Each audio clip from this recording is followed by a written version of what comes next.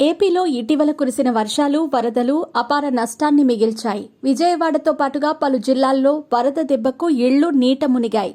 దీంతో ఇళ్లల్లో వస్తువులతో పాటుగా కొంతమంది విద్యార్థుల సర్టిఫికెట్లు ఈ వరదల్లో ముఖ్యంగా ఆధార్, బర్త్, డెత్, మ్యారేజ్, వాహన రిజిస్ట్రేషన్ సర్టిఫికెట్లు, రిజిస్టర్డ్ డాక్యుమెంట్లు, ఇతర సర్టిఫికెట్లు నీళ్లల్లో పాడైపోయాయి. ఇలా సర్టిఫికెట్లు కోల్పోయిన వారికి ఉచితంగా డూప్లికేట్ సర్టిఫికెట్లు, డాక్యుమెంట్లు, సర్టిఫైడ్ కాపీలు ఇవ్వాలని ప్రభుత్వం నిర్ణయం తీసుకుంది. ఈ మేరకు అన్ని శాఖలకు ప్రభుత్వం ఆదేశాలు పంపింది. దీనికోసం స్పెషల్ డ్రైవ్ నిర్వహించాలని ప్రభుత్వం భావిస్తోంది. వరదల్లో సర్టిఫికెట్లు పోగొట్టుకున్న విద్యార్థులకు సంబంధించిన అంశంపై మంత్రి నారా లోకేష్ కూడా స్పందించారు. 2 రోజుల క్రితం నిర్వహించిన సమీక్షల్లో వరదల్లో సర్టిఫికెట్లు కోల్పోయిన విద్యార్థులకు తక్షణమే జారీ చేసేలా చర్యలు తీసుకోవాలని అధికారులకు సూచించారు.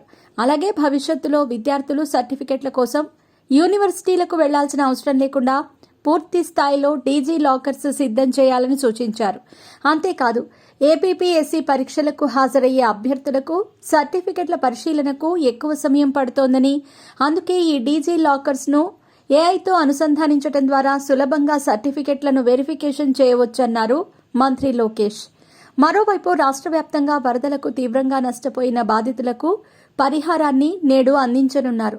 ముఖ్యమంత్రి చంద్రబాబు ఇవాళ ఎన్టీఆర్ జిల్లా కలెక్టరేట్ నుంచి నేరుగా డీబీటీ కింద బాధితుల బ్యాంకు ఖాతాలకు జమ చేస్తారు. విజయవాడ పరిధిలో ఉన్న వరద ముంపు ప్రాంతాల్లోని బాధితులకు అందించే సాయంపై ఎన్యూమరేషన్ ప్రక్రియ పూర్తి చేశారు అధికారులు. అలాగే బుడమేరు ఉధృతికి నష్టపోయిన బాధితులకు ఇవాళ సాయం అందిస్తున్నారు. ఒకవేళ అర్హత ఉండి పరిహారం అందకపోయినా వారి వివరాలు సేకరించి సాయం అందిస్తామని చెబుతోంది ప్రభుత్వం. ఇప్పటికే అర్హుల జాబితాను గ్రామ, వార్డు సచివాలయాల్లో ప్రదర్శించారు అధికారులు. మరోవైపు రాష్ట్ర వ్యాప్తంగా రైతులకు కూడా ఇవాళ అకౌంట్లలో డబ్బులు జమ చేయనున్నారు.